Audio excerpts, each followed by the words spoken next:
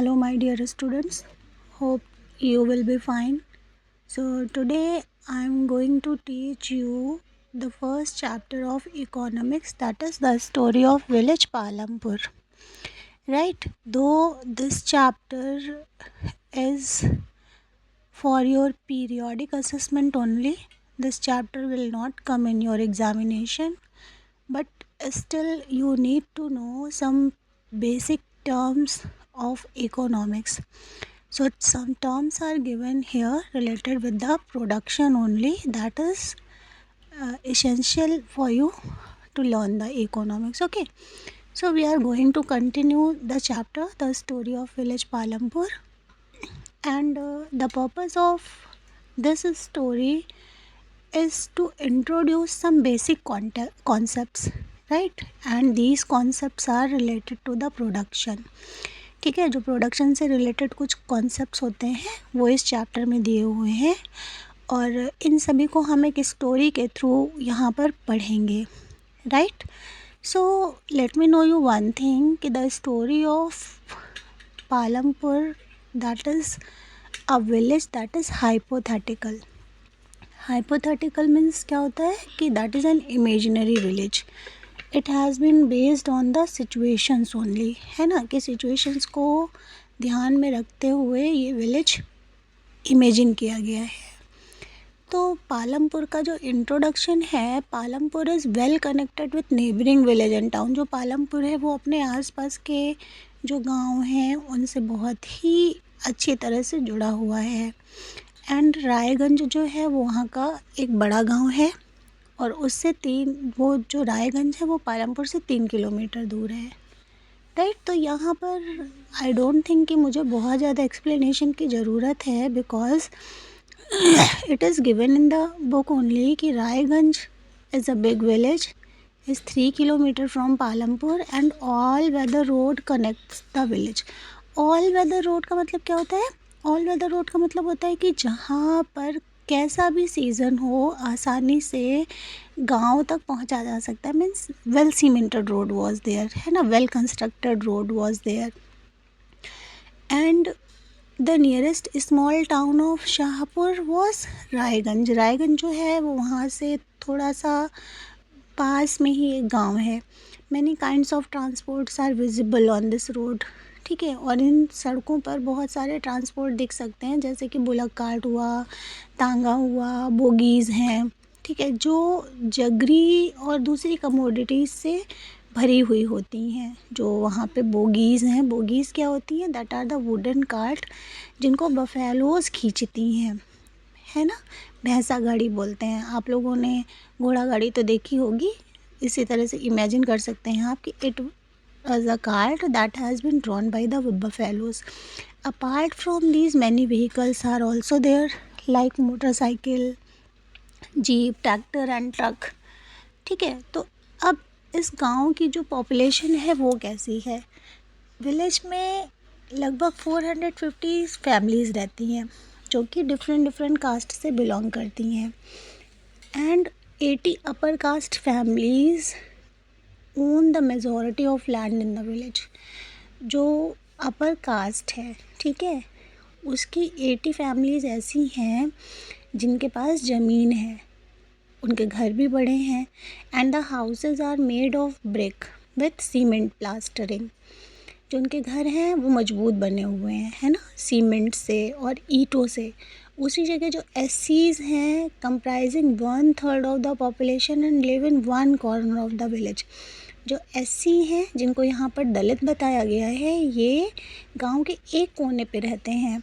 And they are having smaller house and that house has been made of mud and straw. वो जो घर हैं वो छोटे हैं, ठीक है. तो जो ये इनके घर हैं ये मिट्टी और स्ट्रॉ से बने हुए हैं. Most of the houses have electric connection. बहुत सारे घरों में बिजली का कनेक्शन भी है. और इसी तरीके से जो इलेक्ट्रिसिटी पावर है वो हेल्प करता है फील्ड में ट्यूबवेल्स को भी ऑपरेट करने में, ठीक है, जिससे क्या होता है स्मॉल बिजनेस जो है पालमपुर के वो ऑपरेट होते हैं. Palampur has 2 primary school and 1 high school. अब यहाँ की एजुकेशन कैसी है, यहाँ पर 2 प्राइमरी स्कूल है और 1 हाई स्कूल है। बच्चों, ये सब कुछ इमेजिनरी है ना, ये कुछ भी रियल में नहीं है। ये सिर्फ प्रोडक्शन के बारे में समझाने के लिए, आपको इमेजिनेशन करने के लिए बोला गया हुआ है, ठीक है। तो ये इमेजिन करिए आप, there is a primary health centre run by the government and 1 private dispensary where the 6 are treated.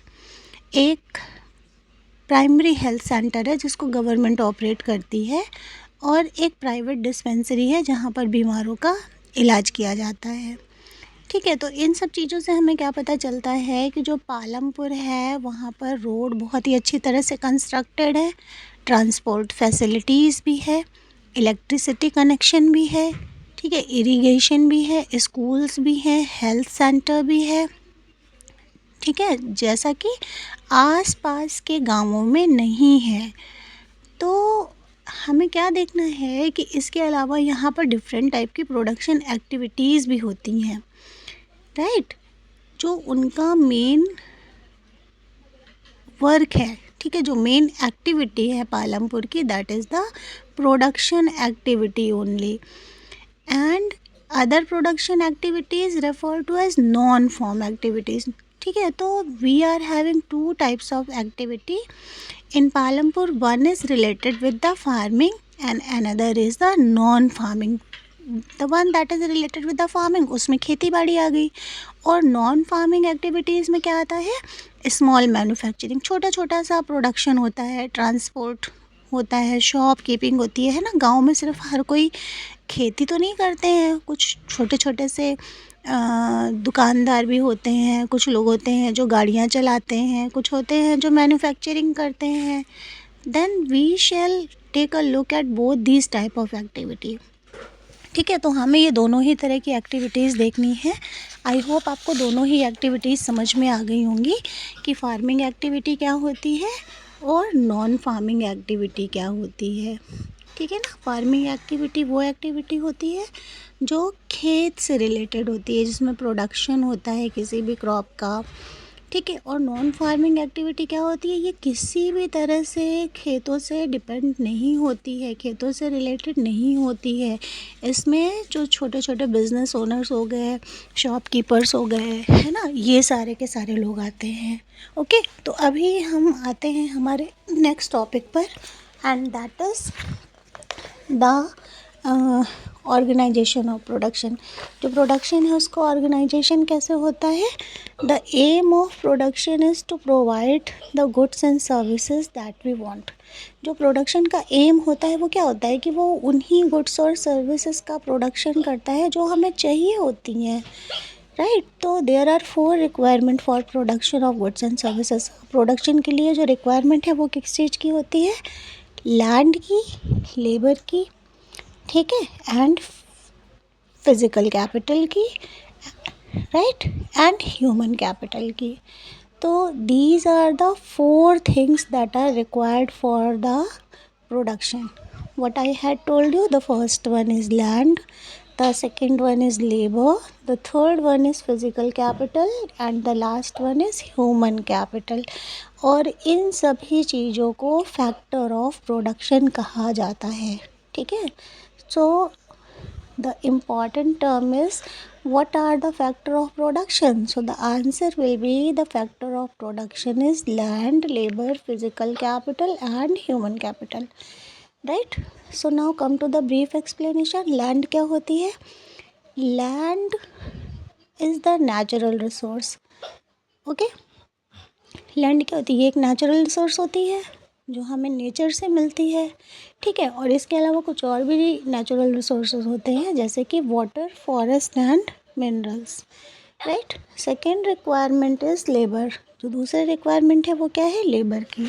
Labour क्या होता है, labour are the people who work, ठीक है। लेबर वो लोग होते हैं जो काम करते हैं इन्हीं प्रोडक्शन एक्टिविटीज़ में, होते हैं या नहीं होते हैं, ठीक है। सो worker is for the working, right? Labor means the people who will do the work. जो लोग काम करते हैं उन्हें लेबर कहा जाता है। थर्ड रिक्वायरमेंट मैंने आपको बताई, फिज़िकल कैपिटल, कि फिज़िकल कैपिटल के दो पार्ट होते हैं, ठीक है। पहला होता है फिक्स कैपिटल और दूसरा होता है वर्किंग कैपिटल। फिक्स कैपिटल क्या होती है? टूल, मशीन, बिल्डिंग, ठीक है। जो भी चीज़ें, जैसे कि टूल्स होते हैं, मशीन्स होती हैं, बिल्डिंग्स होती हैं, ठीक है। जैसे फार्मर को खेत को जोतने के लिए कुछ मशीनों की ज़रूरत होती है, जैसे कि जनरेटर हुआ, टरबाइन हो गई, है ना। और भी बहुत सारी चीज़ें हैं, बिल्डिंग हो गई जो प्रोडक्शन के लिए यूज़ होती है, ठीक है। ये सारी की सारी क्या है? Fix capital. मतलब एक बार किसान को ज़रूरत हुई कि उसे अपने खेत को जोतना है, तो उसने ट्रैक्टर ले लिया, तो ट्रैक्टर क्या हो गया? फिक्स कैपिटल हो गया, वो उसके पास हमेशा के लिए हो गया, ठीक है। दूसरा क्या होता है? Working capital. वर्किंग कैपिटल क्या होता है? Raw material and money in hand. Production require a variety of raw material such as yarn, ठीक है। तो अभी क्या होता है कि जो रॉ मटेरियल और जो पैसा हाथ में होता है, इसको वर्किंग कैपिटल कहते हैं। जैसे सपोज़ कपड़ा बनाना है ना, तो कपड़ा बनाने के लिए क्या चाहिए? कपड़ा बनाने के लिए धागा चाहिए, ठीक है। तो इसी तरीके से जो वीवर है वो क्या करेगा? कपड़ा बनाने के लिए यार्न परचेज करेगा, ठीक, और उसके लिए उसे पैसा चाहिए, राइट। तो वर्किंग कैपिटल क्या होती है? जो किसी भी असेट को या किसी भी प्रोडक्शन के लिए रॉ मटेरियल और मनी रिक्वायर्ड होती है, that is known as working capital.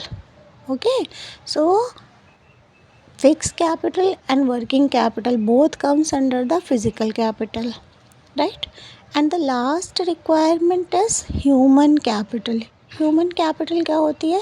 Human capital is the resource, the humans, those who are working in any of the production, है ना, जो लोग अपने स्किल्स यूज़ करते हैं। Human capital, the people who are using their skill for any of the production, they are known as the human capital.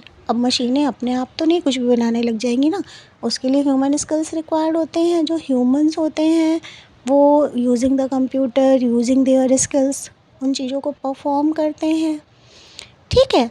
तो जो ये चारों चीज़ें मैंने आपको बताई, these all comes under the factor of the production. अभी हम यहाँ पर देखते हैं कि जो पालमपुर में फार्मिंग है वो कैसे होती है। तो फर्स्ट पॉइंट दिया हुआ है, लैंड इज़ फिक्स। पालमपुर की जो लैंड है वो फिक्स्ड है, ठीक है। The main production of Palampur is farming and 75% of the people who are working are dependent on the farming for their livelihood. Palampur में रहने वाले लोगों में से जो 75% लोग हैं, उनका जो मेन वर्क है वो फार्मिंग ही है, वो खेती ही करते हैं, ठीक है। And there is a basic thing also, right, कि यहाँ पर इन्होंने 1960 से बताया हुआ है कि there has been no expansion in land area under the cultivation. मतलब 1960 से लेकर के अभी तक पालमपुर का जो लैंड एरिया था उसमें किसी भी तरह का एक्सपेंशन नहीं हुआ है, बढ़ा नहीं है, ठीक है। By then some of the waste land in the village had been converted to cultivated land.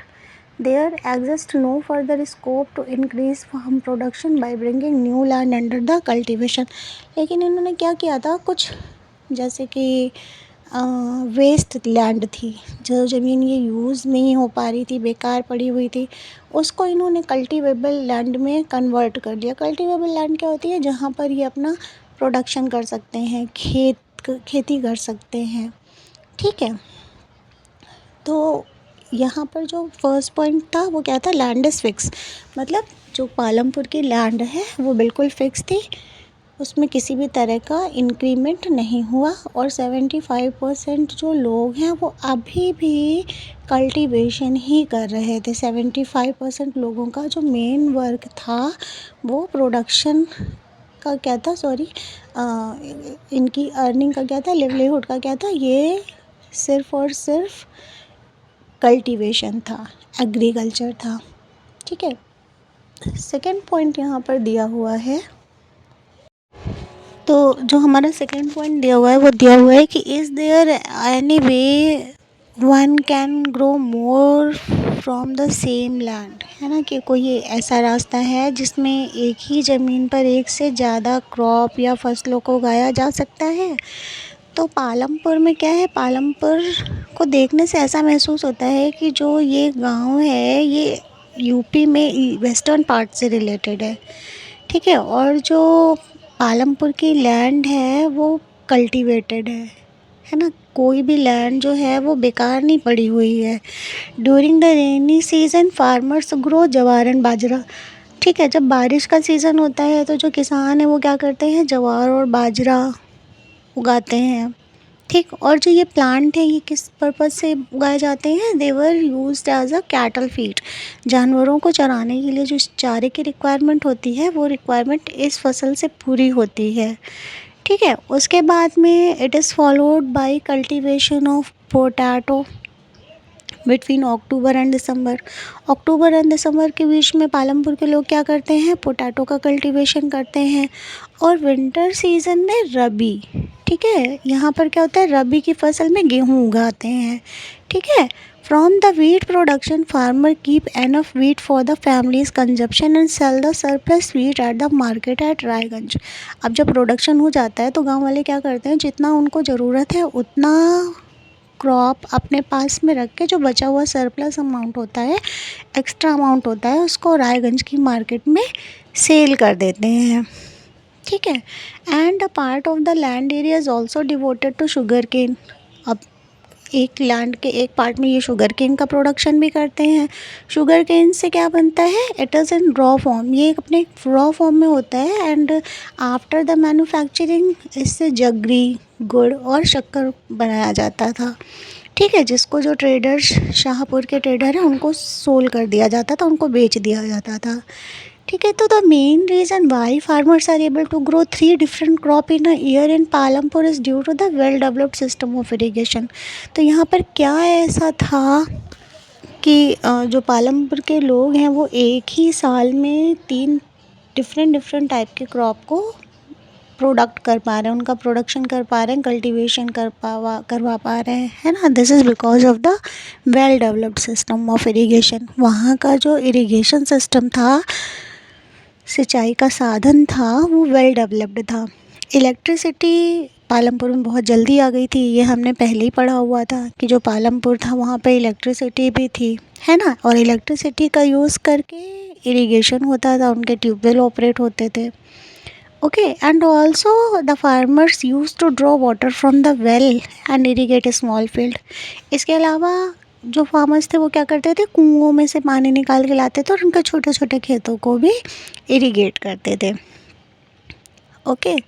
So now from this topic the only thing is that in Palampur they were able to make cultivation of 3 different crop because they were having well irrigation facilities or well developed irrigation facilities, because the Palampur is connected with the electricity, and because of the electricity they were able to operate the tube well, ठीक है। and the people who don't have tube well and their field were small, so they used to pull out the water from the well and they irrigate their small fields, okay। so this is all from this topic only. From this topic you will get one question that write a difference in between the rabi and kharif crop, है ना। रवि और खरीफ की crop में क्या difference होता है वो आपको बताना होगा। तो जल्दी से मुझे कमेंट करके बताइए कि what is the rabi crop and what is the kharif crop. Very simple, this is the crop that has been during the rainy season, that is known as rain kharif crop, and the crop that has been done in the winter season, that is known as the rabi crop, okay। so let's continue to the next topic, and the next topic is a graph is given there, है ना। cultivated area over the years, यहाँ पर cultivated area दिया हुआ है, data दिया हुआ है कि 1950 से लेकर के 51 तक टोटल कितना एरिया कल्टीवेटेड था, that is 132 million hectare. All the data has been given into hectares. 1990 से लेकर के 91 तक कितना एरिया कल्टीवेटेड हुआ, इट इज़ 186। 2000 से लेकर के 2001 तक 186 मिलियन हेक्टेयर एरिया कवर्ड हुआ था। ठीक है, उसके बाद ये डेटा कंटिन्यू है 2010 to 11 198 million hectare, 2011 to 12 that is 196 hectare, 2012 to 13 194 hectare, and so on. The last one is 2016 to 17, and what is the total cultivated area, that is 200 million hectare। ठीक है, और जो ये डेटा है ये हमें कहाँ से मिला हुआ है, the data has been provided to us by the Agriculture Statistics 2020। okay, so there are some point that it is important to increase the area of under irrigation। why you, अभी आपको ये बताना है कि जो एरिया है वो उसको क्या ज़रूरत है कि एरिया को कल्टीवेशन के अंदर लेकर के आया जाए, है ना। एरिया और इंक्रीज़ करने की क्या ज़रूरत है, और खेती करने की क्या ज़रूरत है उसके ऊपर।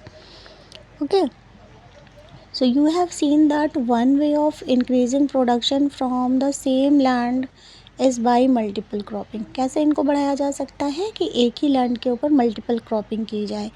ठीक है, मल्टीपल क्रॉपिंग का मतलब एक साथ कई सारी फसल की जानी चाहिए।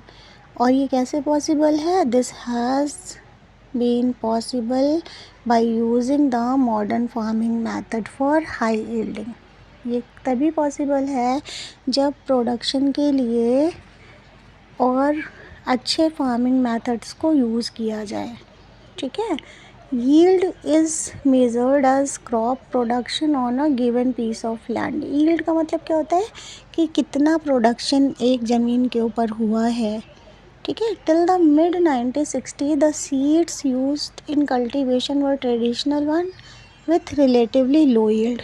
1960 तक क्या था कि जो सीड थे वो ट्रेडिशनल थे, मतलब जो फसल हो रही है उसी से बचा करके जो अनाज रख लिया जाता था उन्हीं को खेतों में यूज़ किया जाता था कल्टीवेशन के लिए।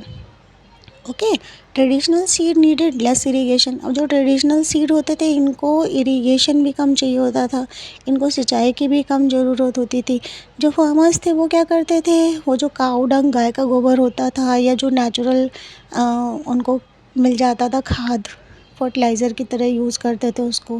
ठीक है, and all these were readily available with the farmers who did not have to buy them. और ये सभी क्या था, ये गांव में आसानी से अवेलेबल होता है फार्मर्स के पास। तो जो लोग ख़रीद नहीं पा रहे हैं, जिनके पास पैसे नहीं हैं, जो फर्टिलाइज़र और पेस्टिसाइड नहीं ख़रीद पा रहे हैं, वो क्या करते थे, वो फर्टिलाइज़र की जगह पर काऊ डंग या फिर जो और भी नेचुरल तरीके होते हैं फर्टिलाइज़र के लिए उनको यूज़ करते थे।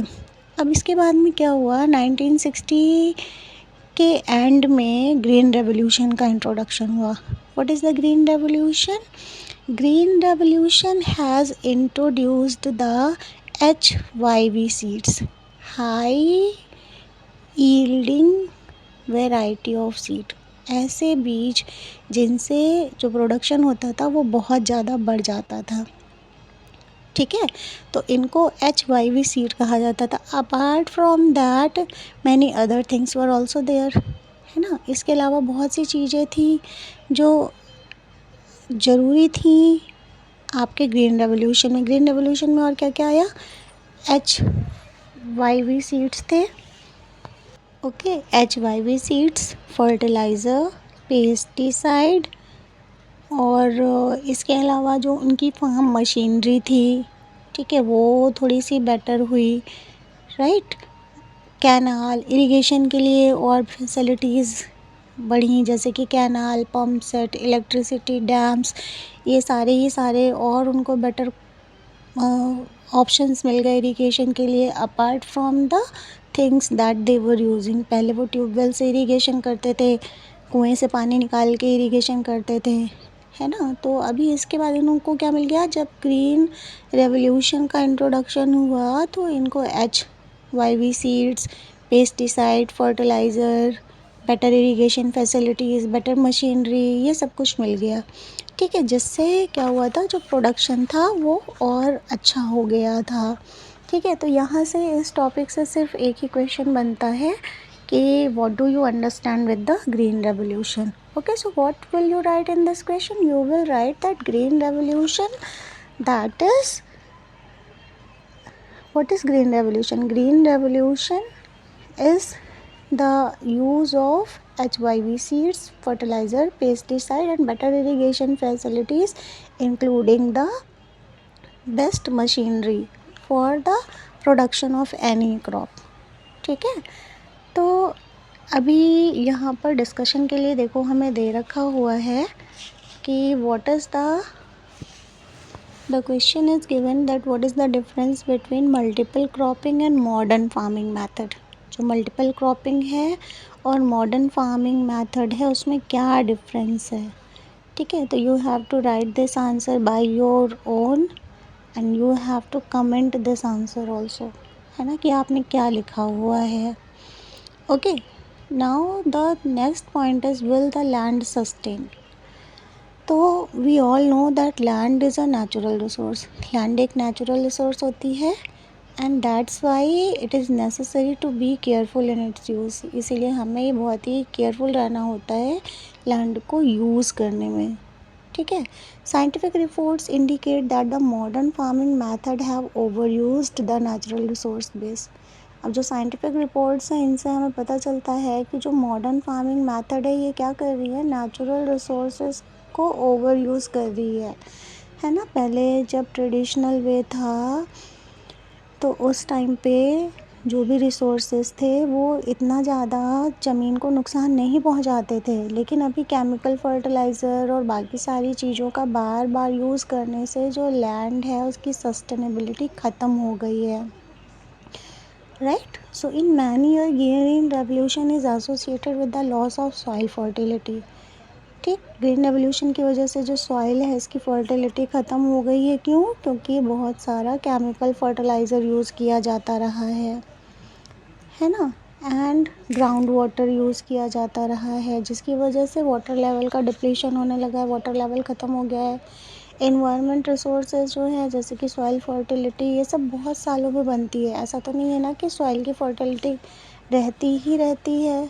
अगर बार बार हम एक ही ज़मीन पर पेड़ों को उगाते रहेंगे, लगाते रहेंगे, तो ऐसा ज़रूरी नहीं है कि हर बार हमको प्रोडक्शन बहुत अच्छा मिले। ठीक है, तो जो भी ये ग्रीन रेवोल्यूशन है इसका एक नेगेटिव इम्पैक्ट था कि ये सारे ही सारे जो है वो लैंड की सस्टेनेबिलिटी को इफ़ेक्ट करते हैं। ओके, जो केमिकल फर्टिलाइज़र हैं ये पानी में घुल जाते हैं और तुरंत ही पौधों को मिल जाते हैं। ठीक, तो जिसकी वजह से क्या होता है, उस टाइम पे तो क्रॉप का प्रोडक्शन अच्छा होता है, लेकिन ये सॉइल को, जो ज़मीन है, मिट्टी है, उसकी फर्टिलिटी को इफ़ेक्ट करते हैं। ओके, देखो इमेज दी हुई है यहाँ पर, Palampur village and the distribution of cultivated land. Cultivated land का डिस्ट्रीब्यूशन दिया हुआ है। Now the topic is how land is distributed between the farmers of Palampur. Palampur के जो फार्मर्स हैं उनमें लैंड कैसे बटी हुई है, 400 फैमिलीज़ हैं। ठीक है, जिसमें से क्या था कि 400 फैमिलीज़ जो हैं वो लैंडलेस हैं, उनके पास ज़मीन नहीं है। 150 फैमिलीज़ ऐसी हैं जो दलित हैं और उनके पास किसी भी तरह की ज़मीन नहीं है। और जो रिमेनिंग फैमिली है उसमें से क्या है, उनके पास ज़मीन है। 240 फैमिलीज़ जो हैं उनके पास थोड़ी थोड़ी सी ज़मीन है, छोटे छोटे से प्लॉट्स हैं। ठीक है, लेस दैन 2 हेक्टेयर, उनका जो साइज़ है वो 2 हेक्टेयर से भी कम है। ओके, तो इस तरीके से क्या है, देखो यहाँ पर हमें दे रखा हुआ है, देखने में पता चल रहा है कहीं पे छोटा प्लॉट है, कहीं पे बड़ा प्लॉट है ना। थोड़ी थोड़ी सी लैंड का डिस्ट्रीब्यूशन हमें दिखाई दे रहा है। पिक्चर्स को देख के हम समझ पा रहे हैं कि किस तरीके से लैंड डिस्ट्रीब्यूटेड है। हमें दिख रहा है कि large number of small plots scattered around the village in the picture. छोटे छोटे से जो प्लॉट्स के टुकड़े हैं वो भी हमें दिखाई दे रहे हैं। ठीक है, and In Palampur, there are 60 farmers of medium and large farmers who cultivated more than 2 hectares of land. 60 family ऐसी हैं जो क्या करती हैं, 2 हेक्टेयर से ज़्यादा ज़मीन है जिनके पास, ठीक है। और a few of the larger farmers have land extending over 10 hectares or more. इसी वजह से कुछ फार्मर्स ऐसे भी हैं जिनके पास 10 हेक्टेयर से भी ज़्यादा ज़मीन है। ओके, तो यहाँ पर जो फार्मर्स हैं, यहाँ पर सिर्फ लैंड का डिस्ट्रीब्यूशन दिखाया गया है, जो पिक्चर्स में क्लियर है दिखाई दे रहा है। कहीं पर छोटे प्लॉट हैं, कहीं पर बड़े प्लॉट हैं। जो बड़े हैं ऑब्वियसली वो 2 हेक्टेयर से ज़्यादा हैं, 10 हेक्टेयर तक हैं। जो हमें मीडियम साइज़ के दिख रहे हैं वो 2 हेक्टेयर्स के अप्रॉक्सीमेटली हो सकते हैं। जो उससे भी कम दिख रहे हैं वो बहुत ही छोटे छोटे से प्लॉट हैं। ओके, सो अभी नेक्स्ट पिक्चर दी हुई है यहाँ पर। तो in this picture the work has been shown, a labor or a farmer, whatever work has been done by him, it has been shown by the traditional way only, that the plowing has been done by the bullocks, spraying of insecticides, cultivation by the traditional method. Okay, all the things has been shown here. There is a picture that is depending on the crops only, the work on the field. Okay, now the next topic is who will provide the labor. Labour कौन provide करता है? तो अभी तक हम जैसा कि पढ़ते आए हैं कि प्रोडक्शन के लिए या फिर किसी भी काम को करने के लिए लेबर बहुत ज़्यादा इम्पॉर्टेंट होते हैं, ठीक है। और जो फार्मिंग होती है, खेती बाड़ी का काम होता है, इसमें तो बहुत ही ज़्यादा हार्ड वर्क चाहिए होता है। अब होता क्या है कि जो स्मॉल फार्मर्स होते हैं, जो छोटे छोटे से किसान होते हैं, वो अपनी फैमिली के साथ ही कल्टीवेशन कर लेते हैं। ओके, और उसके बाद में क्या होता है कि जो बड़ी लैंड के लिए ज़रूरत होती है, बड़ी लैंड होती है, उस पर लेबर की रिक्वायरमेंट ज़्यादा होती है। तो जो मीडियम और लार्ज फार्मर्स होते हैं, जिनके खेत बहुत ज़्यादा होते हैं, जिनकी लैंड बहुत ज़्यादा होती है, what they were doing, they were hiring the labours. वो लेबर्स को किराए पर लेते हैं, ठीक है, या डेली वेज पर उनको हायर करते हैं। इस तरह से होता है। Then who will provide the labour? The farmers itself ploughing their field और the large farmers hire from labours. Okay, so farmer labours come either from the landless family, या तो ये लैंडलेस फैमिली से आते हैं जहाँ पर जिनके पास ज़मीन नहीं होती है, वो आकर के कल्टीवेशन करते हैं। The most important thing is here that unlike the farmers, the farm laborers do not have a right over the crops grown on the land. किसानों की तरह जो ये लेबर उनकी खेतों पे काम कर रहे होते हैं, इनका किसी भी तरह का राइट नहीं होता है क्रॉप के ऊपर, right. Instead crop what they are getting paid wages by the farmers. इन्हें किसानों से पैसा मिलता है जो ये काम करते हैं उसके बदले में। अब ये वेजेस कैसे होती हैं? It can be in cash, या तो उनको कैश मिल रहा होता है, या फिर इन काइंड ऑफ क्रॉप्स, या फिर उनको कुछ फसल दे दी जाती है। And sometime labours also get meals also, कभी कभी उन्हें खाना भी दे दिया जाता है, ठीक है। सो जो वेजेस आर हैं, these are widely apart from region to region, crop to crop, and from one farm activity to another. There is also a wide variation in the duration of employment, ठीक है। जो employment की duration है उसमें भी बहुत ज़्यादा variation होता है, ठीक है। A farm labor might be employed on a daily basis or for a particular farm activity like harvesting or for the whole year. जो फार्म लेबर्स होते हैं, या तो इनको सिर्फ डेली बेस पे एम्प्लॉय किया जाता है कि इनको रोज़ का रोज़ ये आए, इन्होंने काम किया और इनको पैसा दे दिया गया, या फिर किसी एक पर्टिकुलर फॉर्म एक्टिविटी के लिए, जैसे कि हार्वेस्टिंग हो गई, प्लोइंग हो गई, शोइंग हो गई, इसके लिए इनको हायर किया जाता है, या फिर they are getting wages for the whole year, या फिर पूरे 1 साल के लिए इनको खेत दे दिए जाते हैं कि आप काम करिए और जो भी क्रॉप का प्रोडक्शन हो रहा है उस क्रॉप के बिहाफ पर हम आपको वेजेस प्रोवाइड करेंगे। अच्छा देखो, अभी यहाँ पर एक पिक्चर दी हुई है, the conversation between Dala and Ramkali. Dala कौन है? He is a landless farm labour. ये एक लैंडलेस फार्म लेबर है जो डेली वेजेस पे काम करता है, ठीक है, इसका मतलब क्या होता है कि उसको रेगुलरली उसके काम के लिए पैसा मिलता है। And the minimum wages for a farm labour set by the government is 300 per day. Government ने 2019 में जो मिनिमम वेजेस थी वो 300 रुपीज़ सेट की हुई थी पर डे। इससे कम किसी भी लेबर को नहीं दिया जाएगा। बट डाला गेट्स ओनली ₹160, लेकिन डाला को सिर्फ 160 रुपीज़ ही मिलते हैं। क्यों? क्योंकि there is a heavy competition for work among the farm labours in Palampur. जो पालमपुर है, यहाँ के जो फार्म लेबर्स हैं, इनके बीच में बहुत ही बड़ा कंपटीशन है। कंपटीशन किस बात का? कि जो भी लोअर वेज पे कम पैसे में काम करने को तैयार हो जाएगा उसको काम मिल जाता है। तो यहाँ इस पिक्चर में यही दिखाया गया है कि डाला जो है वो अपनी सिचुएशन के बारे में रामकली से कंप्लेन कर रहा है, जो कि एक दूसरी फार्म लेबर है। ठीक है, and both Dala and Ramkali are among the poorest people in the village. ये दोनों ही गांव के गरीब लोगों में से आते हैं।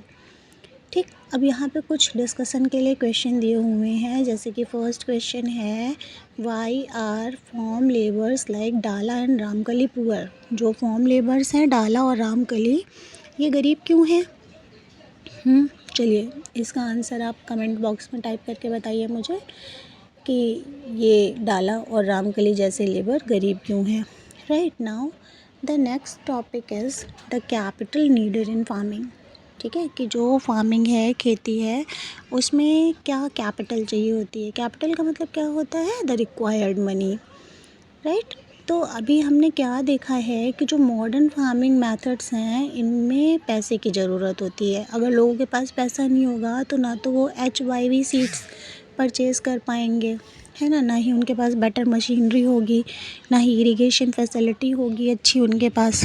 ठीक है, और ना ही वो किसी भी तरह का पेस्टिसाइड वगैरह परचेज़ कर पाएंगे। तो इन सब के लिए फार्मर्स को क्या चाहिए होता है? पैसा चाहिए होता है। सो पैसे के लिए इनको क्या करना होता है? Most small farmers have to borrow money to arrange for the capital. ठीक है, जो छोटे किसान होते हैं उन्हें मनी बोरो करनी पड़ती है, उधार लेना पड़ता है। किससे?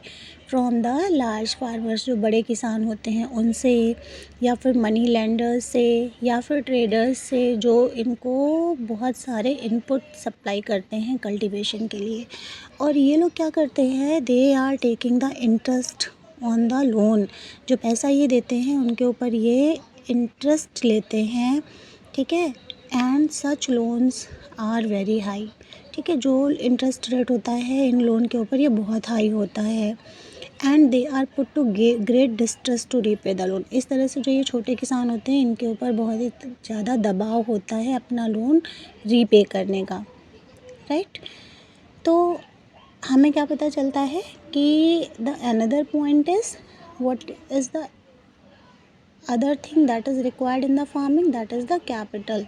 पैसा चाहिए। अगर पैसा नहीं है तो फार्मर किसी भी तरह की फार्मिंग एक्टिविटी नहीं कर सकता है अपने खेत में। ठीक है, तो अभी तक हमने जो ये पालमपुर की स्टोरी पढ़ी है इसमें हमने फैक्टर रीड करे कि what are the factors of production, that are land, labour and capital, और इन फैक्टर्स को कैसे यूज़ किया जाता है हमने ये भी पढ़ा। इसके बाद हमने पढ़ा कि जो लेबर है वो प्रोडक्शन का एक इम्पॉर्टेंट फैक्टर है। ठीक है, बहुत ज़्यादा लोग अगर काम करने के लिए तैयार होंगे तो वहाँ पर एक कंपटीशन होगा। ठीक, लोगों को अपॉर्चुनिटी जो होगी काम करने की वो लिमिटेड होगी। और ये कौन से लोग होंगे जो एज ए लेबर वर्क कर रहे होंगे? ये वो लोग होंगे जिनके पास लैंड नहीं होगी, है ना, जिनके पास ज़मीन नहीं होगी। ज़मीन इनकी खुद के पास नहीं है तभी तो ये दूसरों के खेतों पे काम करेंगे जा कर के। और होता क्या है, इसके बदले में they are getting very less wages. उनको बहुत ही कम पैसा मिलता है, so that their survival is also difficult. उनकी जो लाइफ होती है वो डिफ़िकल्ट हो जाती है। राइट, तो अभी तक आई होप आपको ये सारी चीज़ें क्लियर हो गई होंगी। राइट, कि what are the important factors, that are land, labour and capital. और जो सबसे इम्पॉर्टेंट फैक्टर है वो लेबर है। Right, now the next point is sale of surplus from farm products. कि सरप्लस का मतलब क्या होता है कि जो भी एक्स्ट्रा अमाउंट बच जाता है किसी भी प्रोडक्ट का after the consumption, that is known as surplus, है ना। जैसे मान लो हमारे पास 10 kg वीट है उसमें से 5 kg हमने यूज़ कर लिया हमारे पर्सनल यूज़ के लिए, तो हमारे पास जो 5 kg बच रहा है वो क्या है, that is the surplus amount. Okay, so the farmers have produced wheat on their land using the 3 factor of production. जो फार्मर्स है वो अपनी ज़मीन के ऊपर जितने भी फैक्टर ऑफ प्रोडक्शन है उनका यूज़ करते हुए व्हीट का प्रोडक्शन करते हैं। अब जब व्हीट की हार्वेस्ट कंप्लीट हो जाती है तो फार्मर्स क्या करते हैं, they retain a part of the wheat for the family consumption. ये व्हीट का एक पार्ट अपने कंजप्शन के लिए रखते हैं और जो सरप्लस अमाउंट होता है उसको सेल कर देते हैं। ठीक है, तो इसी को सरप्लस अमाउंट कहा जाता है। Okay, and the traders of the market can buy the amount, surplus amount, and sell further to the shopkeeper in the town and cities.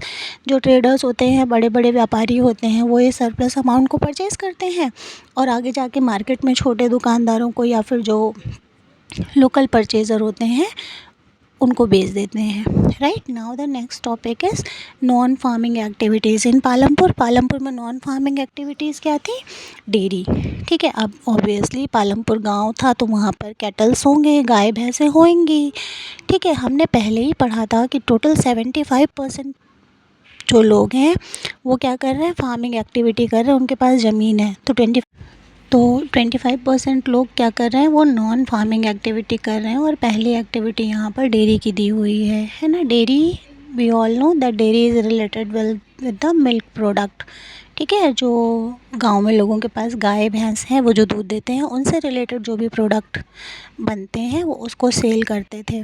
ठीक है, now the example of small scale manufacturing इन पालमपुर। पालमपुर में small scale manufacturing भी होती है। जो लोग रहते हैं वो कुछ भी प्रोडक्शन बनाते हैं, ठीक है, अपना प्रोडक्ट बनाते हैं, मैन्युफैक्चरिंग करते हैं।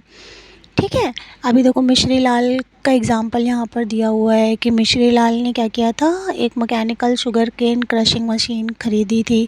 तो अब जो ये mechanical sugar cane crushing machine है इससे क्या होगा कि obviously it is related with the sugar cane only. Sugar cane that is a raw material और शुगर केन का इस मशीन में यूज़ करके उससे जगरी या फिर शुगर्स बनाता होगा वो। ठीक है, तो ये क्या करते थे कि वो उसको बना करके फिर उसको प्रोसेस करके उसको मार्केट में सेल करके उससे जो भी इनका प्रॉफिट होता था वो इसको लेते हैं। तो दूसरी प्रोडक्टिविटी तो पालमपुर की ये हो गई। राइट, जो थर्ड है वो है द शॉपकीपर्स ऑफ पालमपुर। कि पालमपुर में शॉपकीपर्स भी हैं। ठीक है, जो पीपल हैं they are involve in trade.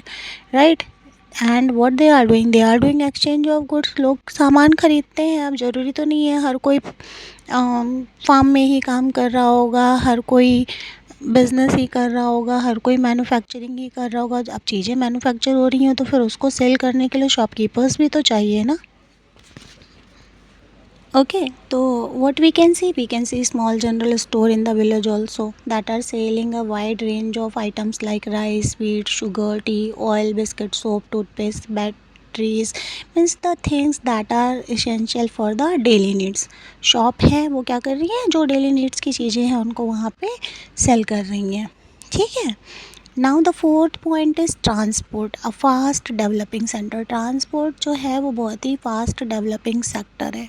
ठीक, अभी आगे जब हम इकोनॉमिक्स में जाएंगे सेकंड चैप्टर पर, ठीक है, तो यहाँ पर आकर के हम फिर पढ़ेंगे कि what are the sectors of economy. तो उसमें हम ट्रांसपोर्ट के बारे में भी पढ़ेंगे। ट्रांसपोर्ट जो है वो सर्विस सेक्टर के अंदर आता है। ठीक है, that I will teach you in our next class. अभी जो ट्रांसपोर्ट है इसके बारे में हमने पहले चैप्टर की बिगिनिंग में ही पढ़ा हुआ था कि जो पालमपुर है it is connected with the road. अब रोड से कनेक्टेड है इसका मतलब वहाँ पे रिक्शे वाले, तांगे वाले, जीप, ट्रैक्टर, ट्रक ड्राइवर, ये सभी लोग होंगे। Even not only these thing, bullock carts भी थी, बोगी भी थी जिनसे ट्रांसपोर्ट हो रहा था।